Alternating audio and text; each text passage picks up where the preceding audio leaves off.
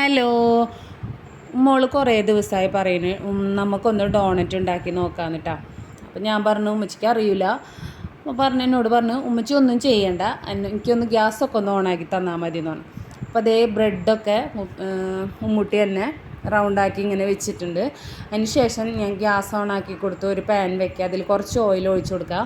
അതൊന്ന് ചൂടായി വരുമ്പോൾ നമുക്ക് ഈ റൗണ്ടാക്കി വെച്ചിരിക്കുന്ന ബ്രെഡ് അതിലേക്ക് ഇട്ടിട്ട് ഒന്ന് മൊരിച്ചെടുക്കാം കേട്ടോ. അതിൻ്റെ ഇടയിൽ മറിച്ചിട്ടപ്പോൾ കൈയൊന്ന് ജസ്റ്റ് ഒന്ന് പൊള്ളി.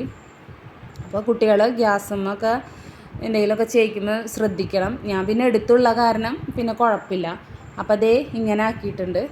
ഇതിലേക്ക് വേണ്ടതിന് കുറച്ച് കപ്പലണ്ടിയോ അണ്ടിപ്പരിപ്പോ അങ്ങനെ എന്തെങ്കിലുമൊക്കെ വേണമെങ്കിൽ നമുക്ക് ചേർക്കാം. ഇത് ഞങ്ങൾ വീട്ടിലുണ്ടാക്കണ കാരണം ഞങ്ങളുടെ രീതിയിലാട്ടോ ഞങ്ങൾ ഉണ്ടാക്കിയിരിക്കുന്നത്.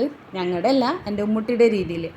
അപ്പോൾ അതിൽ കുറച്ച് കപ്പലണ്ടിയൊക്കെ പൊടിച്ച് അതിൻ്റെ മേലെ കൂടെ ഇട്ടു.